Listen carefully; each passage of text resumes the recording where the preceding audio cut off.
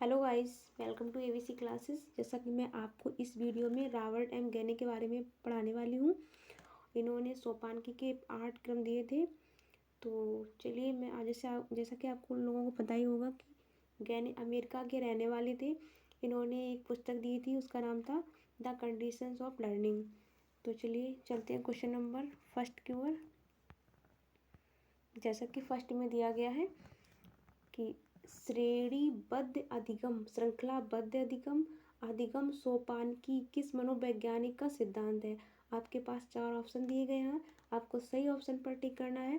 First में tall man, second में Robert M गैने और थर्ड में पावलव, फोर्थ में इनमें से सभी। तो आपको सही ऑप्शन पर टिक करना है। इसमें सही ऑप्शन हो जाएगा सेकंड, रॉबर्ट एम गैने। चलिए चलते हैं क्वेश्चन नंबर सेकंड की तरफ। जैसा कि सेकंड में दिया गया है, रॉबर्ट गैने का संकेत अधिगम निम्नलिखित में से किस सिद्धांत से संबंधित है। जैसा कि आपके पास 4 ऑप्शन दिए गए हैं, आपको सही ऑप्शन पर टिक करना है। जैसे कि फर्स्ट में दिया गया है समस्या समाधान के सिद्धांत से, सेकंड में परंपरागत अनुबंधन के सिद्धांत से, और थर्ड में दिया गया एवी दोनों, या फोर्थ में सूझ के सिद्धांत से। तो आपको सही ऑप्शन पर टिक करना है। इसमें आपका सही ऑप्शन हो जाएगा सेकंड। चलिए चलते हैं क्वेश्चन नंबर थर्ड। दिया गया है क्वेश्चन नंबर थर्ड में, द कंडीशंस ऑफ लर्निंग किस मनोवैज्ञानिक की पुस्तक है। आपके पास 4 ऑप्शन दिए गए हैं, आपको सही ऑप्शन पर टिक करना है। जैसा कि फर्स्ट में दिया गया रॉबर्ट गैने, सेकंड में कूट लेविन, थर्ड में मॉरिसन और फोर्थ में इनमें से कोई नहीं। तो आपका सही ऑप्शन इसमें हो जाएगा रॉबर्ट गैने। जैसा कि मैंने आपको बताया था कि रॉबर्ट गैने की एक पुस्तक थी जिसका नाम है द कंडीशंस ऑफ लर्निंग। चलिए चलते हैं क्वेश्चन नंबर फोर्थ की ओर। फोर्थ में दिया गया है, रॉबर्ट एम गैने ने श्रृंखलाबद्ध अधिगम के कितने सोपान दिए हैं। आपके पास 4 ऑप्शन दिए गए हैं, आपको सही ऑप्शन पर टिक करना है। 5 फर्स्ट में दिया गया है, सेकंड में दिया गया है 9, थर्ड में दिया गया 8 और फोर्थ में दिया गया है 7। तो आपको सही ऑप्शन पर टिक करना है। आपका सही ऑप्शन इसमें हो जाएगा सी। चलिए चलते हैं क्वेश्चन नंबर 5 की ओर। जैसा कि 5 में दिया गया है, रॉबर्ट गैने का कौन सा सोपान उच्च स्तर का माना जाता है। आपके पास 4 ऑप्शन दिए गए हैं, आपको सही ऑप्शन पर टिक करना है। फर्स्ट में दिया गया है सूत्र नियम अधिगम, सेकंड में समस्या समाधान और थर्ड में दिया गया शब्द सहचर, फोर्थ में दिया गया इनमें से सभी। तो आपका सही ऑप्शन इसमें हो जाएगा समस्या समाधान। चलिए चलते हैं क्वेश्चन नंबर 6 की ओर। क्वेश्चन नंबर 6 में दिया गया है, रॉबर्ट गैने के सोपान क्रम से बताओ। आपके पास 4 ऑप्शन दिए गए हैं, आपको सही ऑप्शन पर टिक करना है। जैसा कि फर्स्ट में संकेत अधिगम, सेकंड में उद्दीपक अनुक्रिया अधिगम, थर्ड में शब्द सहचर और फोर्थ में श्रृंखला अधिगम। तो आपको सही ऑप्शन पर टिक करना है। इसमें सही ऑप्शन इसमें हो जाएगा सेकंड। चलिए चलते हैं क्वेश्चन नंबर 7 की ओर। 7 में दिया गया है, निम्नलिखित में से कौन सा सोपान रॉबर्ट एम गैने का नहीं है। आपके पास 4 ऑप्शन दिए गए हैं, आपको सही ऑप्शन पर टिक करना है। जैसे कि फर्स्ट में दिया गया शब्द सहचर, सेकंड में संप्रत्यय निर्माण और थर्ड में संकेत अधिगम, फोर्थ में इनमें से कोई नहीं। तो आपका सही ऑप्शन इसमें हो जाएगा फोर्थ वाला, इनमें से कोई नहीं। जैसा कि आप कंफ्यूज मत होना, इसमें ये पूछा गया है कि इसमें कौन सा नहीं है। इसमें इसका मतलब है इसमें सभी रॉबर्ट गैने के सोपान हैं और इसीलिए इसमें हो गया थर्ड फोर्थ वाला कि इनमें से कोई नहीं। चलिए चलते हैं क्वेश्चन नंबर 8 की ओर।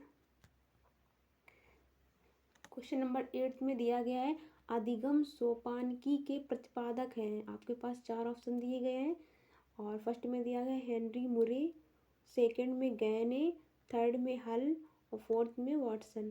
तो आपका सही ऑप्शन इसमें हो जाएगा सेकंड, गैने। चलिए चलते हैं क्वेश्चन नंबर 9 की ओर। 9 में दिया गया है, आधुनिक अनुदेशन सिद्धांतों का जनक माना जाता है। आपके पास 4 ऑप्शन दिए गए हैं, आपको सही ऑप्शन पर टिक करना है। जैसा कि फर्स्ट में हल, सेकंड में स्किनर और थर्ड में रॉबर्ट गैने, फोर्थ में कोहलर। तो आपका सही ऑप्शन इसमें हो जाएगा थर्ड वाला, रॉबर्ट गैने। चलिए चलते हैं क्वेश्चन नंबर 10 की ओर। 10 में दिया गया है, शिक्षण सामग्री के रूप में निरर्थक शब्दों का प्रयोग किया था। आपके पास 4 ऑप्शन दिए गए हैं, तो आपको सही ऑप्शन पर टिक करना है। फर्स्ट में दिया गया हरमन एबिंगहास, सेकंड में रॉबर्ट गैने, थर्ड में एवी दोनों और फोर्थ में दिया गया कोहलर। तो आपका सही ऑप्शन इसमें हो जाएगा, बिल्कुल सही ऑप्शन है रॉबर्ट एबिंगहास। चलिए चलते हैं, इसमें रॉबर्ट गैने नहीं होगा, हरमन एबिंगहास होगा आपका।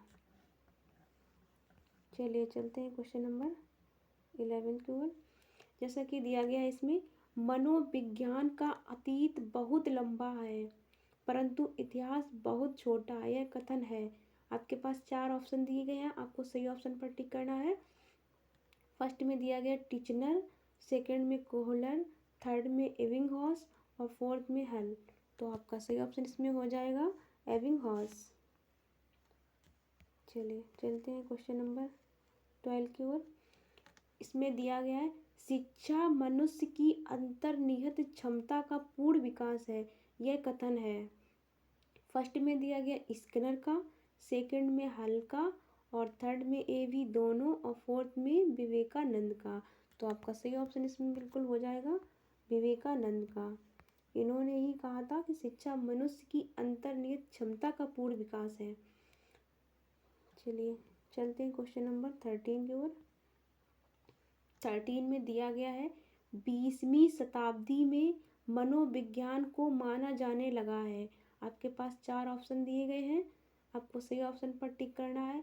व्यवहार का विज्ञान, सेकंड में चेतना का विज्ञान और थर्ड में मन का विज्ञान और फोर्थ में इनमें से सभी। तो आपको सही ऑप्शन पर टिक करना है, आपका सही ऑप्शन हो जाएगा व्यवहार का विज्ञान। 20वीं शताब्दी में माना जाने लगा था व्यवहार का विज्ञान। चलिए चलते हैं क्वेश्चन नंबर 14 की ओर। जैसा कि इसमें दिया गया है, शिक्षण अधिगम की सूचना प्रक्रिया जिस अधिगम सिद्धांत से संबंधित है वह है। आपके पास 4 ऑप्शन दिए गए हैं, आपको सही ऑप्शन पर टिक करना है। सहचर्यवाद सिद्धांत से, सेकंड में व्यवहारवाद सिद्धांत से, थर्ड में संज्ञानात्मक सिद्धांत से और फोर्थ में इनमें से कोई नहीं। तो आपका सही ऑप्शन इसमें हो जाएगा थर्ड वाला, संज्ञानात्मक सिद्धांत से। चलिए चलते हैं क्वेश्चन नंबर 15। जैसा कि दिया गया है, निम्नलिखित में से 1912 में किस संप्रदाय का प्रतिपादन हुआ था। आपके पास 4 ऑप्शन दिए गए हैं, आपको सही ऑप्शन पर टिक करना है। जैसा कि फर्स्ट में व्यवहारवादियों का, सेकंड में गेस्टाल्ट संप्रदाय का और थर्ड में दिया गया सहचर्यवाद संप्रदाय का, फोर्थ में दिया गया इनमें से सभी का। तो आपका बिल्कुल सही ऑप्शन इसमें हो जाएगा गेस्टाल्ट संप्रदाय का। चलिए चलते हैं क्वेश्चन नंबर 16। जैसा कि इसमें दिया गया है, गैने ने अधिगम के निम्नलिखित 8 प्रकार दिए जिनका सही क्रम आपको बताना है। जैसा कि फर्स्ट में दिया गया संकेत अधिगम और सेकंड में दिया गया उद्दीपक अनुक्रिया अधिगम, थर्ड में श्रृंखला अधिगम, फोर्थ में शाब्दिक साक्षर अधिगम, 5 में दिया गया विभेद अधिगम, 6 में दिया गया संप्रत्यय अधिगम और 7th में दिया गया सूत्र नियम अधिगम और 8th में दिया गया समस्या समाधान अधिगम। तो आपके पास ये 8 दिए गए हैं सोपान, तो आपको इनको सही क्रम में लगाना है। तो इसका बिल्कुल सही ऑप्शन इसमें हो जाएगा फर्स्ट वाला। ये सारे क्रम से ही लगे हैं। तो चलिए आपको मैं बता दूं, संकेत अधिगम का मतलब होता है कि कोई ऐसा अधिगम जो संकेत या प्रतीक के माध्यम से सीखा जाए, जैसा कि घंटी की आवाज़ संकेत के रूप में। और सेकंड में दिया गया उद्दीपक अनुक्रिया अधिगम, कि कोई भी उद्दीपक के प्रति जो अनुक्रिया की जाती हैं, जो उसके द्वारा किया गया अधिगम उद्दीपक अनुक्रिया कहलाता है। जैसा कि थॉर्नडाइक महोदय जी ने बिल्ली पर प्रयोग किया था। तो बिल्ली के सामने उद्दीपक के रूप में भोजन रखा गया था, तो भोजन को देखकर वो पिंजड़े के अंदर अनुक्रियाएं करने लगी थी, उछल कूद करना। तो चलिए, और इसमें जो थर्ड में दिया गया श्रृंखला अधिगम, तो इसका सीधा सा मतलब होता है कि दो या फिर दो से अधिक उद्दीपक के प्रति जो अनुक्रियाएं की जाती हैं और या उन श्रृंखलाएं बनाई जाती हैं, तो उसी को कहते हैं श्रृंखला अधिगम। जैसा कि एग्जाम्पल के रूप में मैं समझा सकती हूँ आपको कि जैसे कि का खा गा एक श्रृंखला बनाना, एक श्रृंखला के रूप में होते हैं। और फोर्थ में दिया गया शाब्दिक सहचर अधिगम, तो इसका मतलब होता है, शाब्दिक सहचर का मतलब कि कोई भी शब्द भविष्य में अपना मतलब ना बदले, मतलब जिस रूप में उसी रूप में रहे हमेशा। जैसे का है तो का खा, ये हमेशा ही रूप, मतलब इनका रूप कभी परिवर्तन नहीं होगा, ये इसी रूप में रहेंगे। जैसा कि 5 में दिया गया है विभेद अधिगम, तो विभेद विभेद अधिगम यानी अंतर। तो जैसे कि आप समझ सकते हो इससे कि या फिर दो वस्तु हो या शब्द हो, इनमें अंतर, इनमें मतलब अंतर समझ जाना ही विभेद अधिगम होता है। तो जैसा कि इसमें आपको मैं एग्जाम्पल के तौर से समझा सकती हूँ कि कोई जैसे कि अलग अलग जैसे चीज़ें हो, वस्तु हो, व्यक्ति हो, किसी में अंतर समझ लेना कि का खा है, इसमें इनका क्या मतलब होता है, ये कहाँ प्रयोग होंगे। और जैसे कि 6 में दिया गया संप्रत्यय अधिगम, इसका मतलब होता है कि किसी भी विषय के या फिर किसी वस्तु या प्राणी के बारे में संपूर्ण रूप से जानकारी होना। जैसे कि एग्जाम्पल के तौर से ले लो कि गाय, बकरी, भैंस, जैसे कि ये मतलब सभी दूध देते हैं, इनमें मतलब इनमें अंतर, इनके बारे में संपूर्ण जानकारी होना। चलिए, और क्वेश्चन नंबर ये सेवेंथ में दिया गया है सूत्र नियम अधिगम, जैसा कि किसी विषय वस्तु का सूत्रों या नियम के द्वारा किया गया अधिगम,